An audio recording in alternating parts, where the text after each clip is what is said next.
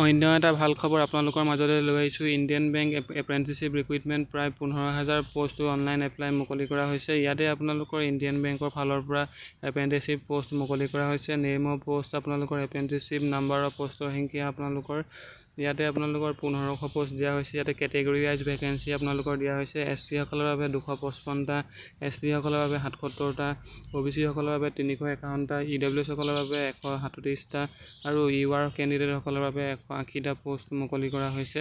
এইকেইটা আপোনালোকৰ apprenticeship post হয়। এইটো আপোনালোকৰ নাম্বাৰ অফ পোষ্ট ইন আছামত আপোনালোকৰ প্ৰায় আপোনালোকৰ আছামৰ 29টা পোষ্ট খালী আছে। ইয়াতে আপোনালোকৰ ষ্টাইপেণ্ড আপোনালোকৰ মেট্ৰ' বা আৰবান ব্ৰাঞ্চত আপোনালোকৰ 15,000 পাৰ মান্থ দিয়া হ'ব আৰু ৰুৰেল বা ছেমি আৰবান ব্ৰাঞ্চত আপোনালোকৰ 12,000 টকা আপোনালোকক ষ্টাইপেণ্ড দিয়া হ'ব। ইয়াতে আপোনালোকৰ এজ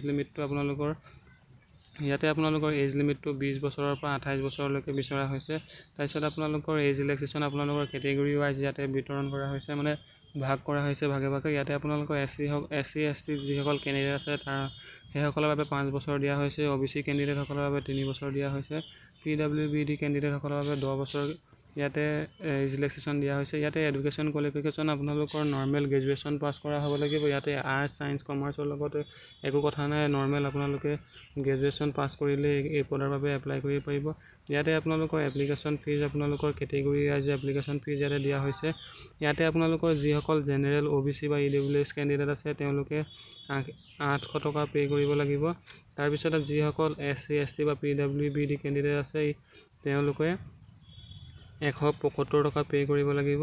ইয়াতে আপোনালোকৰ যদিহে আপোনালোকে গ্ৰেজুৱেশ্যন কমপ্লিট কৰা হৈছে তেন্তে আপোনালোকে ইণ্ডিয়ান বেংকৰ এপ্ৰেণ্টিছশ্বিপৰ বাবে এপ্লাই কৰিব পাৰে। ইয়াতে আপোনালোকৰ ষ্টাৰ্টিং ডেট আপোনালোকৰ ষ্টাৰ্ট হৈছে আপোনালোকৰ 18 তাৰিখৰ পৰা 18 জুলাইৰ পৰা ষ্টাৰ্ট হৈছে আৰু 7 আগষ্টলৈকে থাকিব।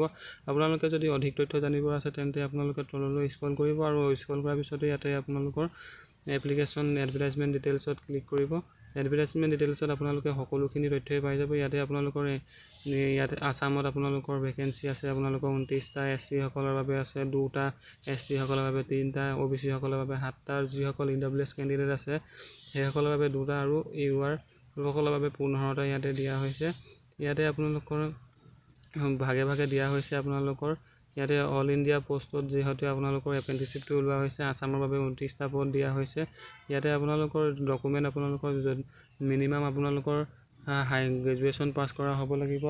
আৰ্টছ, ছায়েন্স, কমাৰ্চৰ লগত একো কথা নাই, আপোনালোকে নৰ্মেল গ্ৰেজুৱেশ্যন পাছ কৰা হ'লেই হ'ব।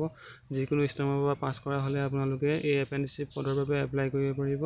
ইয়াতে আপোনালোকৰ সকলোখিনি তথ্য পাই যাব। এডভাৰটাইজমেণ্টত গ'লে আপোনালোকে সকলোখিনি তথ্য পাই যাব। ইয়াতে আপোনালোকে অধিক তথ্য জানিবৰ বাবে এডভাৰটাইজমেণ্টত চালে আপোনালোকে কি ডকুমেণ্ট লাগে সকলোখিনি পাই যাব। আপোনালোকৰ নৰ্মেল মেট্ৰিক পাছ কৰাৰ পৰা হাই গ্ৰেজুৱেশ্যন পাছ কৰালৈকে আপোনালোকৰ ডকুমেণ্টখিনি দৰকাৰ হ'ব। আধাৰ কাৰ্ড বা আপোনালোকৰ যি ID কাৰ্ড আছে, আপোনালোকৰ আধাৰ কাৰ্ড, পান কাৰ্ড আছে যদি আপোনালোকৰ দৰকাৰ হ'ব। ইয়াতে সকলোখিনি তথ্যই ভালদৰে মেনশ্যন কৰা হৈছে। যদিহে আপোনালোকে ইচ্ছুক হয় আপোনালোকৰ ইণ্ডিয়ান বেংকত আপোনালোকে যদি এপ্ৰেণ্টিছশ্বিপত এপ্লাই কৰিম বুলি ভাবিছে তেন্তে অতি শীঘ্ৰে এপ্লাই কৰক। ধন্যবাদ।